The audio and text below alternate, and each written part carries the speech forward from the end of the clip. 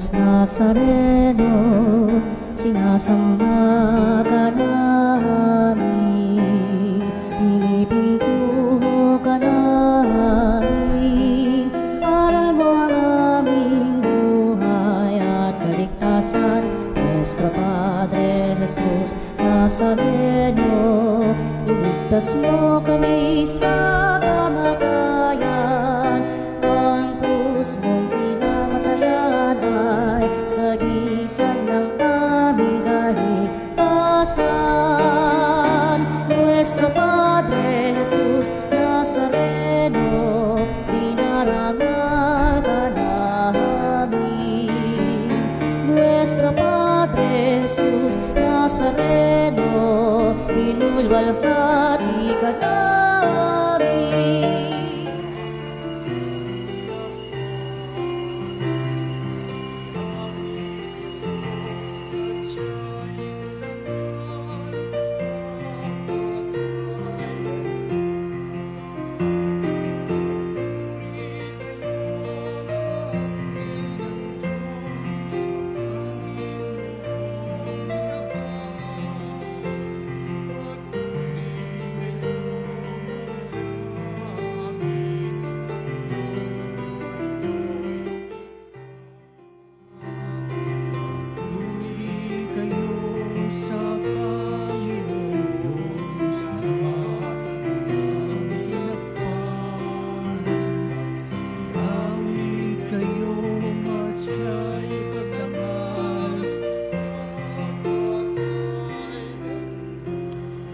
Halina't simulan natin ang maringal na pagdiriwang ng banal na misa sa ngalan ng Ama at ng Anak at ng Espiritu Santo. Amen. Ang pagpapala ng ating Panginoong Hesukristo, ang pag-ibig ng Diyos Ama at ang pakikipagkaisa ng Espiritu Santo ay sumainyong lahat. At sumaiyo rin.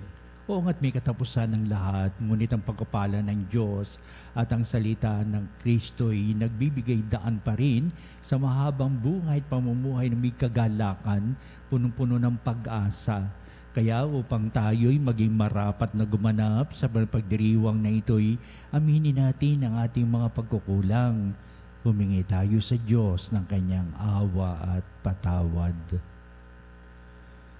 Inaamin ko sa makapangyarihan Diyos at sa inyong mga kapatid na lubha akong nagkasala sa isip, sa salita at sa gawa at sa aking pagkukulang. Kaya sinasamo ko sa mahal na Birheng Maria, sa lahat ng mga anghel at mga banal, at sa inyong mga kapatid na ako'y panalangin sa Panginoong ating Diyos. Kaawan tayo ng makapangyarihang Diyos, patawarin tayo sa ating mga kasalanan, at patnubayan tayo sa buhay na walang hanggan. Amen. Panginoon, kaawaan mo kami. Panginoon, kaawaan mo kami. Kristo, kaawaan mo kami. Kristo, kaawaan mo kami. Panginoon, kaawaan mo kami. Panginoon, kaawaan mo kami.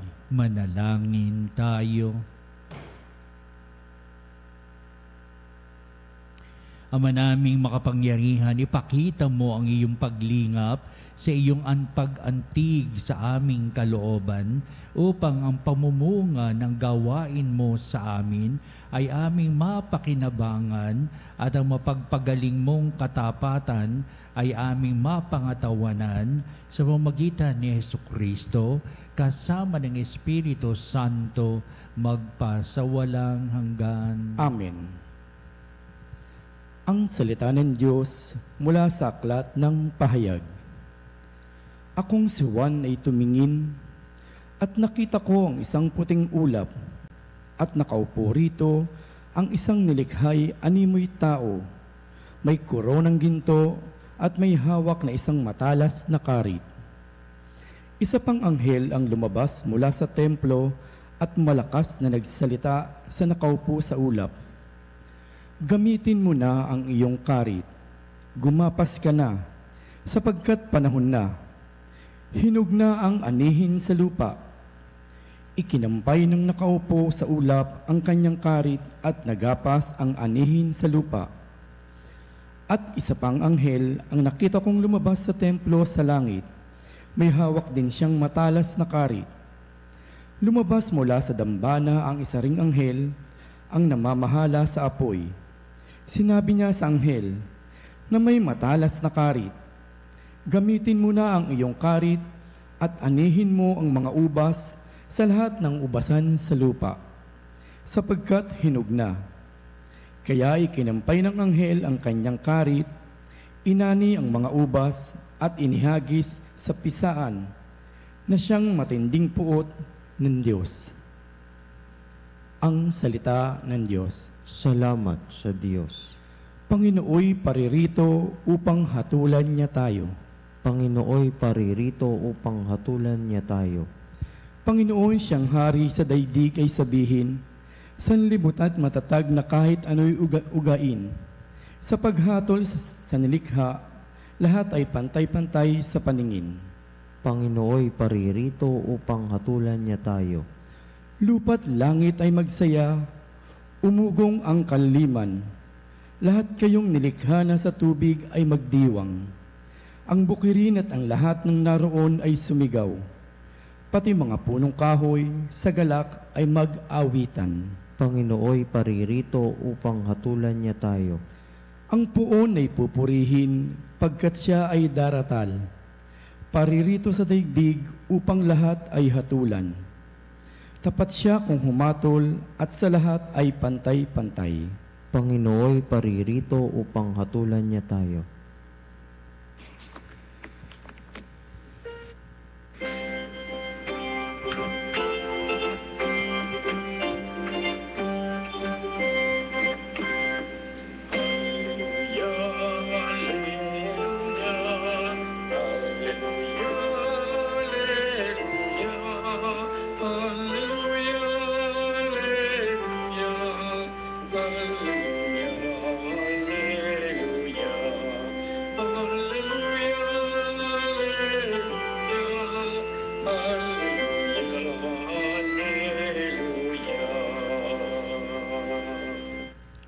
Sumainyo ang Panginoon At sumayo ang pagpapahayag sa Ebanghelyo ayon kay San Lucas. papuri sa iyo, Panginoon. Noong panahon yon, pinag-uusapan ng ilang tao ang templo, ang kahangahangang mga bato na ginamit dito at ang mga palamuti nito na inihandog ng mga tao. Kaya't sinabi ni Jesus, darating ang panahong lahat ng nakikita ninyong iyan ay iguguho, walang batong ititira sa ibabaw ng kapwa bato. Tinanong nila si Jesus, "Guro, kailan po ito mangyayari? At ano ang magiging palatandaan na ito'y magaganap na?" Sumagot siya, "Mag-ingat kayo at nang hindi mailigaw ninuman, sapat marami ang darating sa aking pangalan na magsasabi, 'Ako ang Mesyas,' at dumating na ang panahon. Huwag kayong susunod sa kanila. Huwag kayong mabagabag kung makabalita kayo ng mga digmaan at mga himagsikan. Dapat mangyari ang mga ito, ngunit hindi darating karakaraka ang wakas." At sinabi pa niya, makikipagdigma ang bansa laban sa kapwa bansa at ang kaharian ng kapwa kaharian. Magkakaroon ng malalakas na lindol, magkakagutom at magkakasalot sa iba't ibang dako. May lilitaw na mga kakilakilabot na bagay at mga kagilagilalas na tanda buhat sa langit.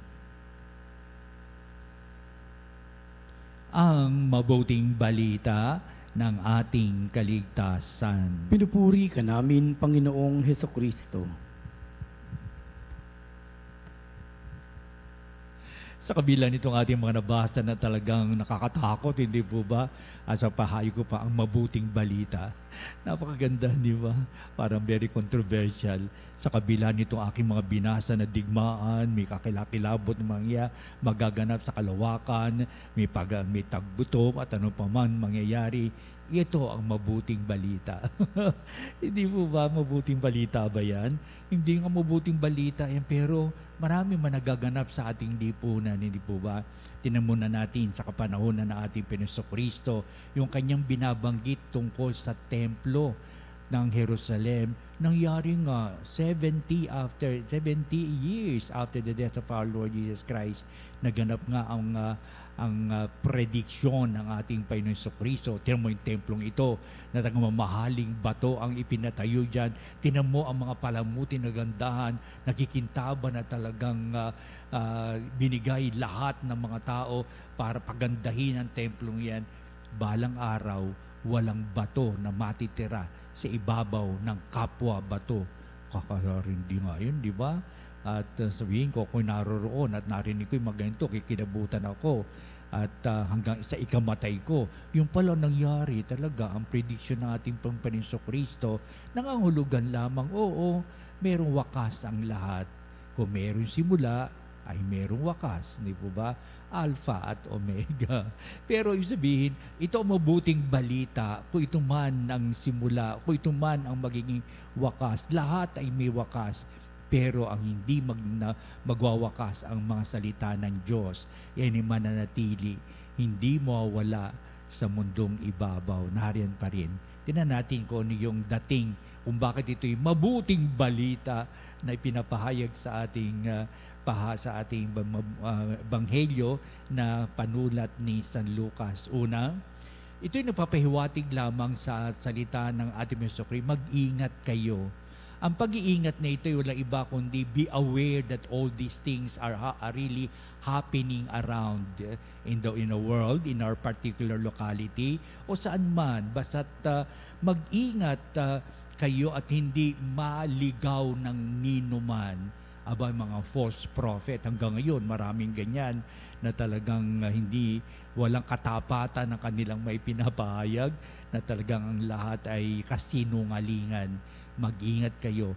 Pag sabi natin mag-ingat, we are always aware of all these things happening around us, na ito ba ay nagiging sanhi ng kawalan ng pag-asa, o kaya ang mga guluhang ito ay nakawawalan ng respeto kaya sa lumikha, respeto sa mga tao, o kaya ay sa mga taong tigib ang kanilang paniniwala sa kanilang buhay, pananampalataya.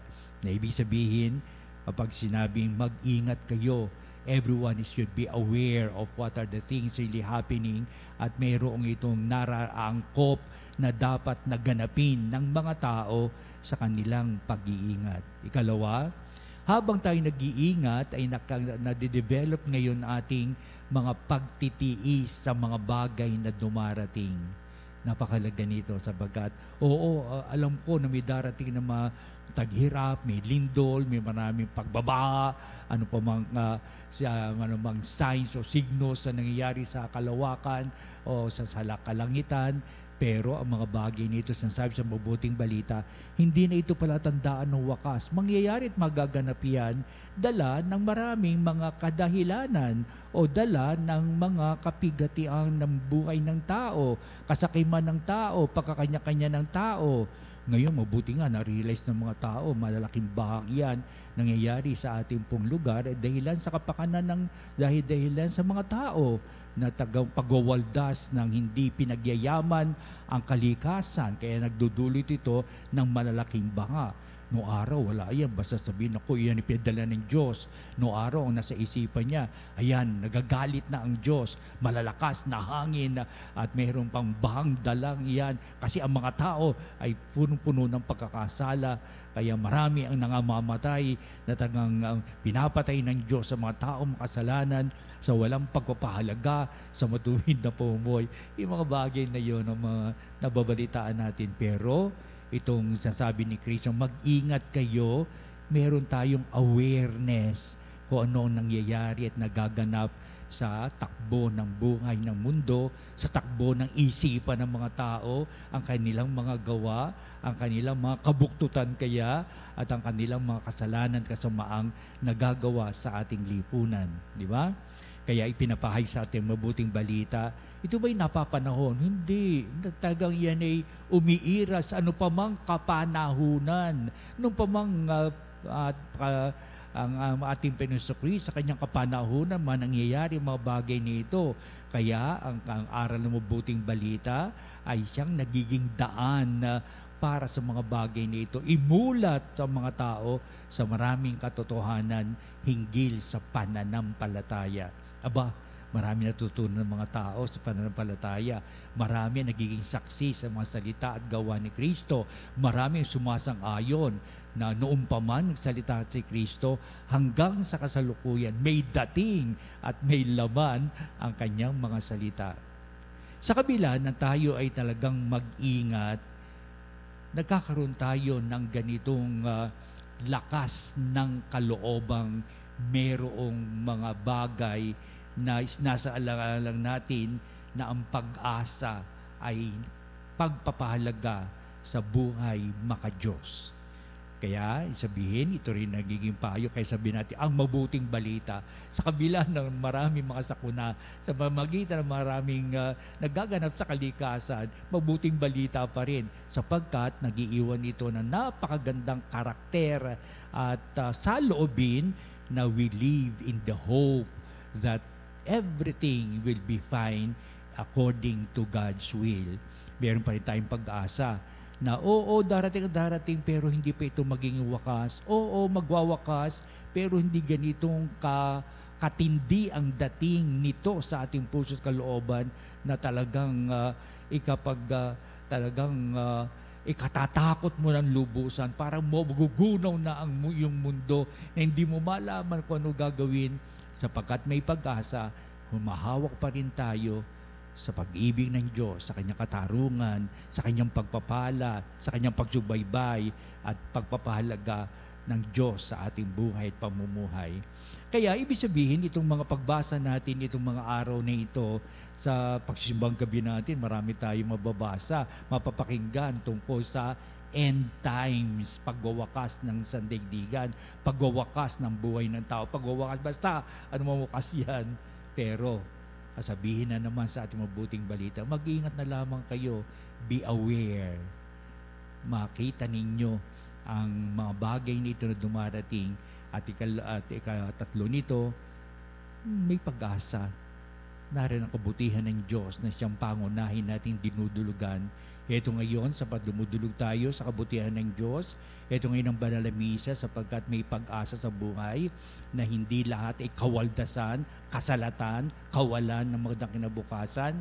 Pero sa ating patuloy na panalangin, pananampalataya, ibubuhos ng Diyos ang pagpapala niyang handog buhay para sa atin at mapagpalang magandang buhay pamumuhay ngayon at magpa sa walang hanggan. Amen.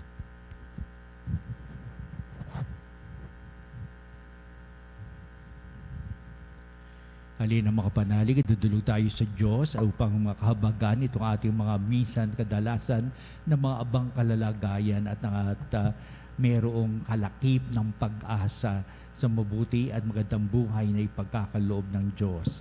Ang ating pong itutugon sa bawat panalangin. Panginoon, dinggin mo ang aming panalangin. Panginoon, dinggin mo ang aming panalangin. Ang ating mga apostol naway ganap na may ukol ang kanilang buhay sa pagpapahayag ng Ebanghelyo sa pamamagitan ng pagsaksi nila dito. Manalangin tayo sa Panginoon. Panginoon, dinggin mo ang aming panalangin. Ang mga magulang at mga guro naway maging mga buhay na halimbawa sa pananampalataya sa mga taong nasa ilalim ng kanilang pagkalinga.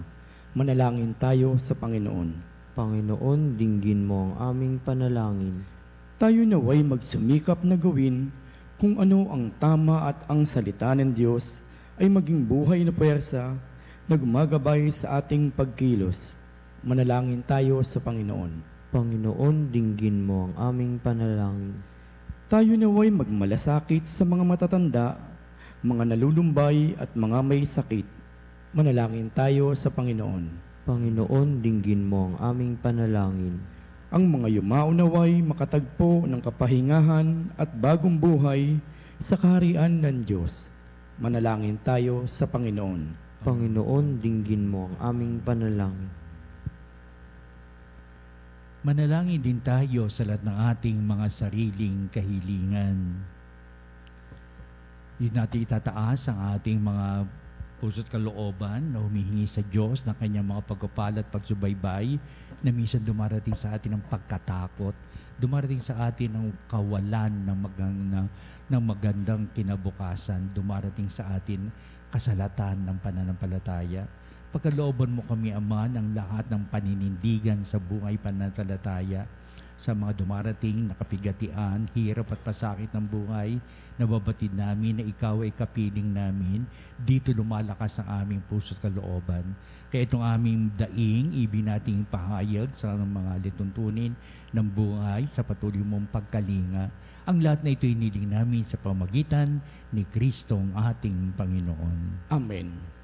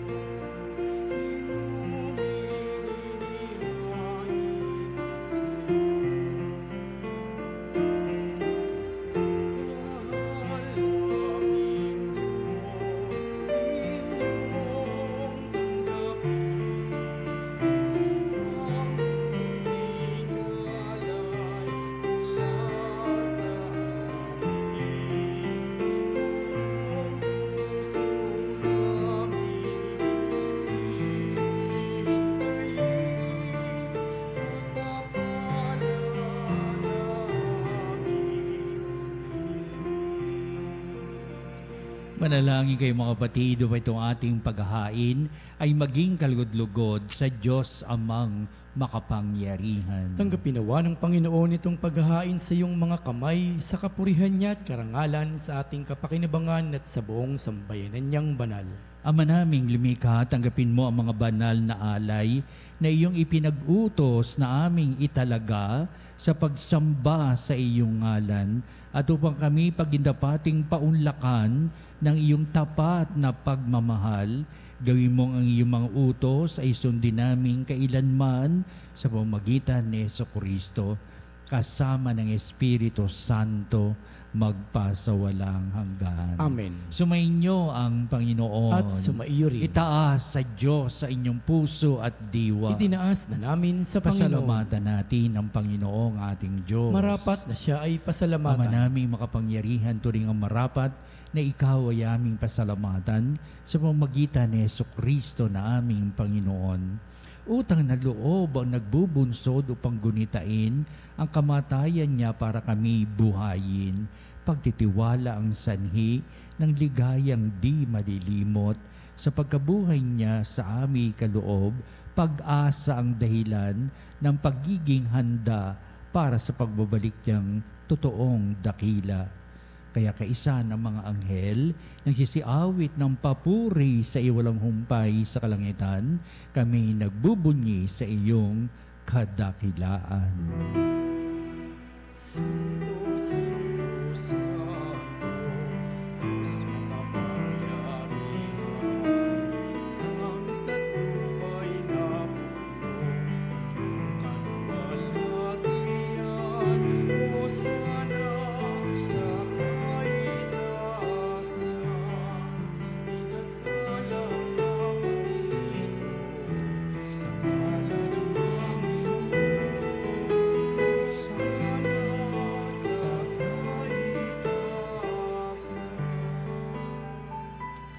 Ama naming banal, ikaw ang bukal ng tanang kabanalan, kaya't sa pamagitan ng Espiritu mong banal ng mga kaloob na ito, upang para sa amin ay maging katawan at dugo ng aming Panginoong Hesukristo. Bago niya pagtiis ang kusang loob na maging handog, hinawakan niyang tinapay, pinasalamatan kanya, pinagati-hati niya yon, iniabot sa kanyang mga lagad at sinabi, "Tagapin niyong lahat ito at kanin. Ito ang aking katawan na ihahandog para sa inyo.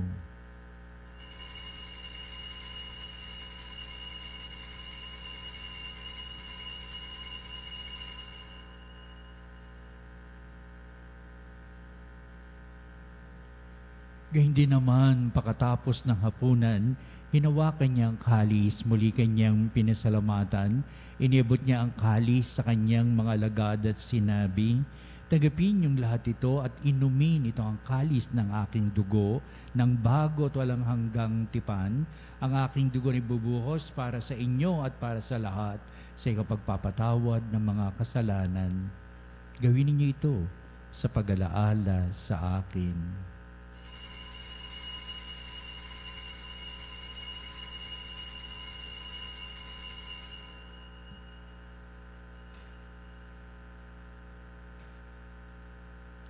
Ipagbunyi natin ang misteryo ng pananampalataya. Sa krus mo ang pagkabuhay, kami tinubos mong tunay. O Jesus, aming mahal, iligtas mo kaming kanan. O Jesus, aming mahal,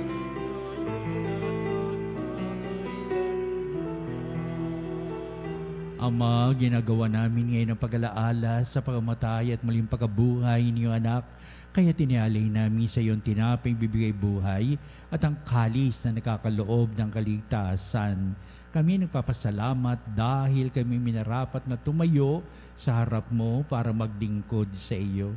Sinasamo namin kami magsalo-salo sa katawan, dugo ni Kristo ay mabuklod sa pagkakaisa sa pamamagitan ng Espiritu Santo. Amalingapin mo yung simbahang laganap sa buong daigdig. Puspusin mo kami sa pag-ibig kaisan ni Francis na aming Santo Papa, si Onesto na aming Apostolic Administrator at ang Tanang Kaparian. Lalahanin mo rin ang aming mga kapatid na nahimlay na may pag-asang sila'y muling mabubuhay, gayon din ang lahat ng mga pumanaw. Kaawaan mo sila at patuloyin sa iyong kaliwanagan. Kaawaan mo at pagindapatin kaming lahat na makasalo sa iyong buhay na walang wakas, kaisa ng mahal na Birheng Maria, Ina ng Diyos, ni San Jose na kayong dakilang kabiyak ng puso, at ang lahat ng mga apostol at mga banal na namuhay dito sa daigdig ng kalugod-lugod sa iyo. Maipagdiwang nawa namin ang pagpupuri sa ikararangal mo sa pamamagitan ng iyong anak na aming Panginoong Hesukristo. Sa pamamagitan ni Kristo, kasama niya at sa Kanya, o Diyos ang mga makapangyarihan, ikaw ay pinupuri at ipinagdarangal kaisa ng Espiritu Santo magpasawalang hanggan.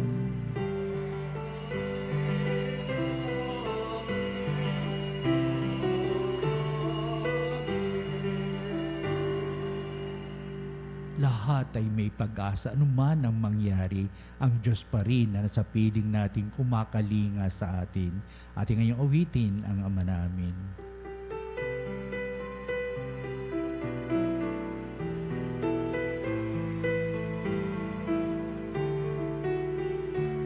Ama namin, sumasalangit ka. Sambahin ang ngalan mo. Mapasa amin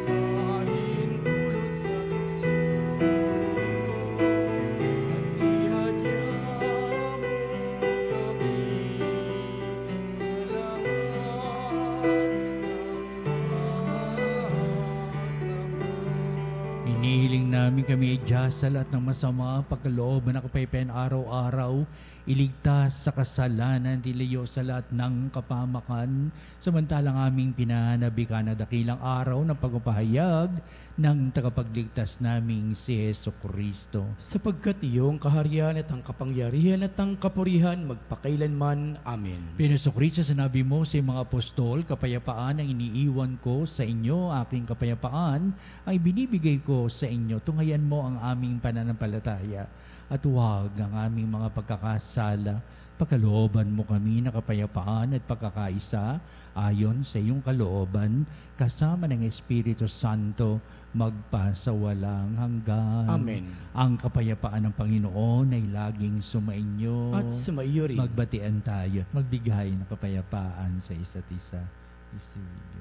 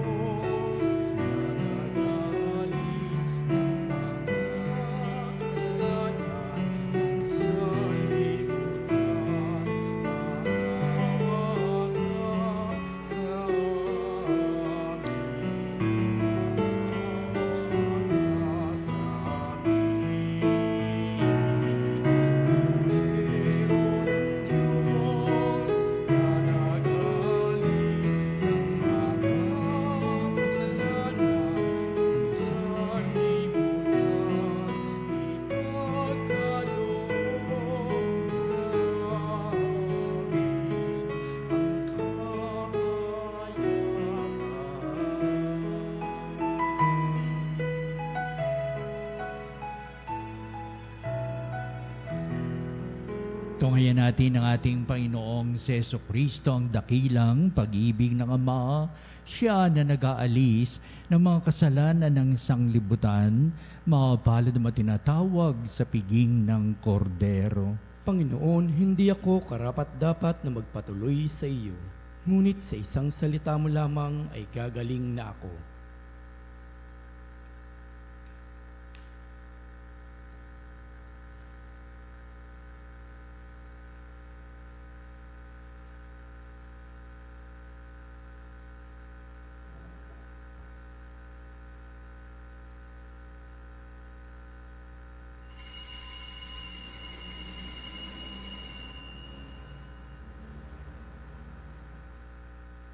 Mga kapanalig, ating dasalin ang komunyong espiritual. O Jesus, nananalig ako sa pananahan mo sa kabanal-banalang sakramento. Minamahal kita higit sa lahat at hangad ka ng aking kaluluwa. Hindi ko man matatanggap ngayon ang iyong katawan at dugo, inaasahan ko na patuloy kang mamumuhay sa aking puso. Naniniwala ako na narito ka at kaisa ka ng aking buong pagkatao. Huwag mong ipahintulot na mawalay ako sa iyo. Amen. Panalangin sa mahal na Birhen ng Katotohanan. O Birhen ng Katotohanan, Ina ni Jesus, ang nagkatawang taong salita. Salamat sa iyong anak. Tinatanggap ko siya bilang aking katotohanan at kaligtasan. Sa pakikinig sa salita ng Diyos, tulungan mo akong maging malaya. Sa oras ng hirap at pagsubok, linawin mo sa akin na nasa krus ng tagumpay. Sa aking paglalakbay, akayin mo ako sa buhay ng paglilingkod at sa buhay na ganap at kasiyasiya. Kupkupin mo ako at ang aking mga kapanalig na nakikinig, natututo at nagmamahalan. O Maria, Birhen ng Katotohanan, ipanalangin mo kami. O Jesus, ikaw ang daan, ikaw ang katotohanan at ikaw ang buhay, iligtas mo kami. Amen. Manalangin tayo. Ama naming mapagmahal, kaming pinagkakalooban mo ng pagsasalo sa iyong kagalakan ay lagi nawang lumingon sa pinanggalingan nitong banal na pakikinabang upang kami huwag mawalay sa iyo na aming hantungan sa pamamagitan ni Jesucristo kasama ng Espiritu Santo magpasawalang hanggan. Amen. Tuloy-tuloy ang ating pong panalangin para sa ating mga yumao. Panginoon naming Diyos, aming Ama, Ikaw po ang dahilan ng aming pag-iral at sa iyo galing ang aming hiram na buhay. Buong kababaang loob po kaming nananalangin sa iyo at nagmamakaawa. Kalugdan mo po ang mga kaluluwa ng aming mahal na kapatid na yumao na sa daigdig na ito at nanatiling nasa iyong mga kamay.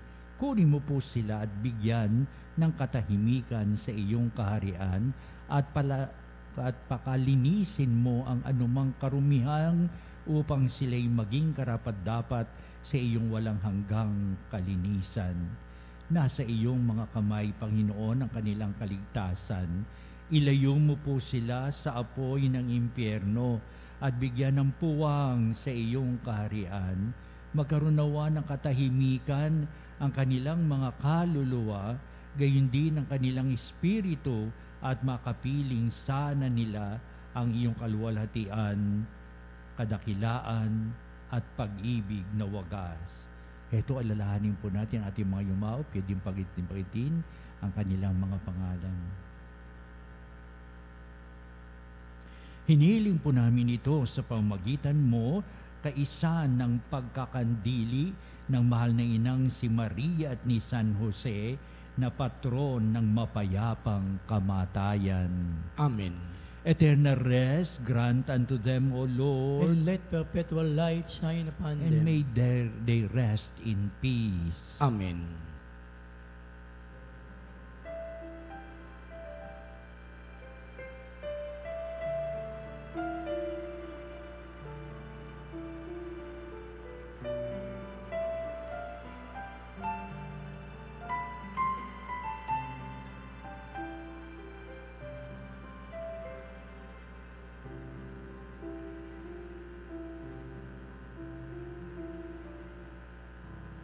Isusunod po natin ang pagtatanghal sa kabalbalalang sakramento sa altar sa ating panalangin at sa gitna ng ating pong pagbabantay ay magbibigay daan tayo sa lahat ng bagay upang lahat ay pangpapalang handog ng Diyos. At pagkatapos po dito po magwawakas at ang ating palantuntunan at ang sakramento sa altar, ito magbibindisyon sa atin. Tapos na ang pagdiriwang ng ating banal na misa. Salamat po.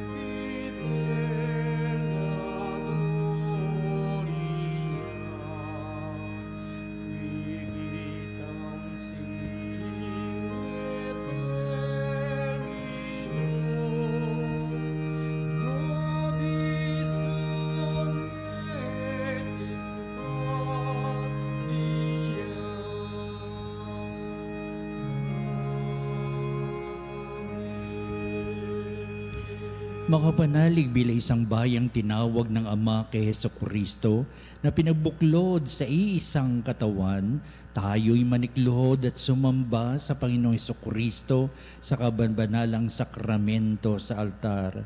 Sa sandaling ito ng pagpupuri at pagsamba sa banal na sakramento, alalahanin natin ang ating mga kapanalig na kasama natin ngayong nakikinig at nakasubaybay sa ating himpilan.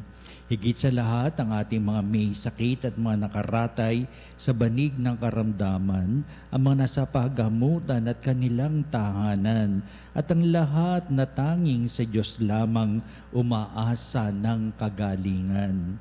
Gayon din, panalangin natin ang mga nanghihinaan sa kanilang pananampalataya, ang mga nakararanas na matinding kalungkutan, takot at pangamba, ang mga nawawalan ng pag-asa at lakas ng kalooban.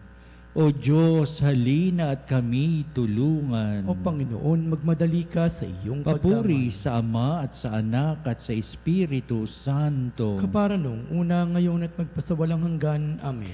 Purihin ang makapangyarihang Ama na nagsugo sa kanyang bugtong na anak upang tayo'y maipagkasundo sa Kanya. Pinupuri ka namin ngayon at kailanman. Purihin ang Panginoong Jesucristo, ang Kordero ng Diyos, na nag-alay ng kanyang katawan at dugo bilang pagtubos sa sala ng tanan. Pinupuri ka namin ngayon at kailanman. Purihin ang banal na Espiritu, ang Panginoong nagpapabanal, na pumupuspos at nagbibigay kagalingan sa lahat. Pinupuri ka namin ngayon at kailanman.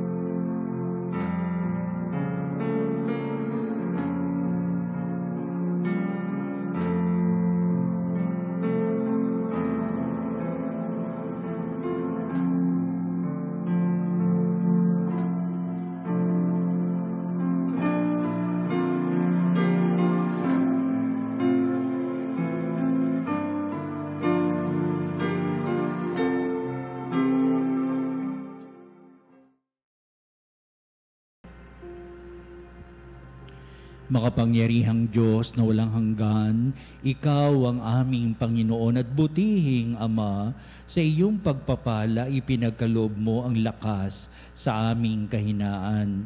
Tunghayan mo po ng may kagandahang kalooban ang iyong mga lingkod na may sakit at karamdaman, ang manababalisa at nawawalan ng pag-asa, ang manatatakot at nalulumbay, at ng mga may matitinding suliraning taglay at pinagdaraan ng hirap sa buhay, at ang mga nasa bingit ng kamatayan.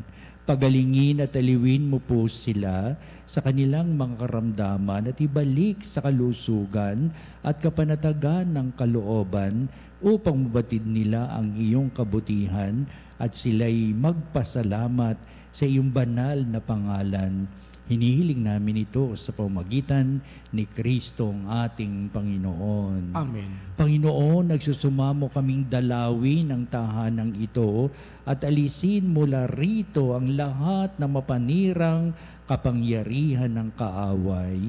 Manahanawa rito ang iyong mga anghel at banal upang panatilihin kami sa kapayapaan at sumaamin nawang lagi ang iyong pagpapala.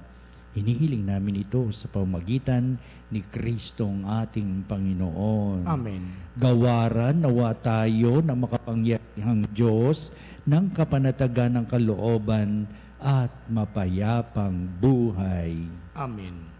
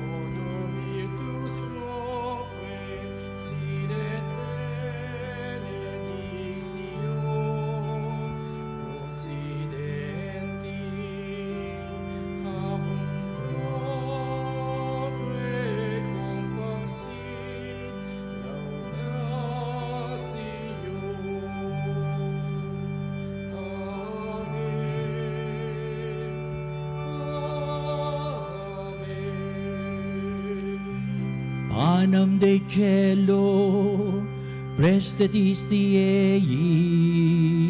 Omne declamentum mense habente. Oremus. Deus, qui nobis sub sacramento mirabili, passiones tuae memoriam reliquisti, tribue quesimus, et nos corporis et sanguinis, tui sacra mysteria venerari, ut redemptiones tuae fructum in nobis iuditur sensiamus, qui vives et reinas in saecula saeculorum.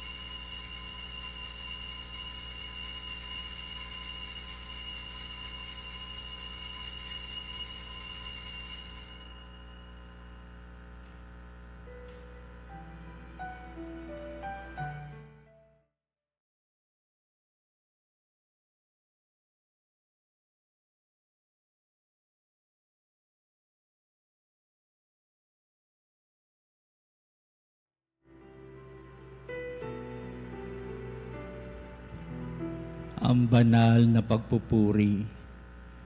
Purihin ang Diyos. Purihin ang Diyos. Purihin ang kanyang banal na pangalan. Purihin ang kanyang banal na pangalan. Purihin si Jesucristo, Diyos na totoo at tao namang totoo. Purihin si Jesucristo, Diyos na totoo at tao namang totoo. Purihin ang ngalan ni Jesus. Purihin ang ngalan ni Jesus. Purihin ang kanyang kaban-banalang puso. Purihin ang kanyang kabanal-banalang puso. Purihin ang kanyang kamal-mahalang dugo. Purihin ang kanyang kamal-mahalang dugo. Purihin si Jesucristo sa banal na sakramento sa altar. Purihin si Jesucristo sa banal na sakramento sa altar. Purihin ng Espiritu Santo ang mga aliw. Purihin ng Espiritu Santo ang mga aliw. Purihin ang dakilang ina ng Diyos, si Maria Santissima. Purihin ang dakilang ina ng Diyos, si Maria Santissima. Purihin ang kalsinisang paglilihi sa Kanya. Purihin ang kalinis-linisang paglilihi sa Kanya. Purihin ang Kanyang malalhating pag-aakyat sa langit. Purihin ang Kanyang maluwalhating pag-aakyat sa langit. Purihin ang ngalan ni Maria, Birhen at Ina. Purihin ang ngalan ni Maria, Birhen at Ina. Purihin si San Jose, ang kanyang kalsinisang esposo. Purihin si San Jose, ang kanyang kalinis-linisang esposo.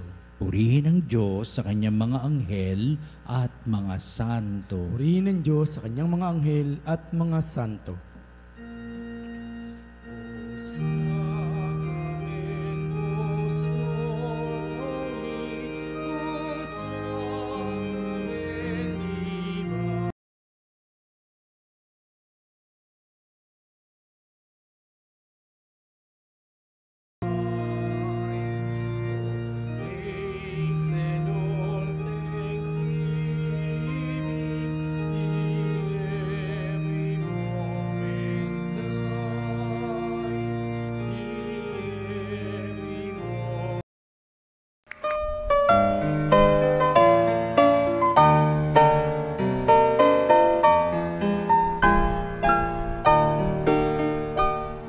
Nuestro Padre Jesus Nazareno, sinasamba ka namin, pinipintuho ka namin, aral mo ang aming buhay at kaligtasan.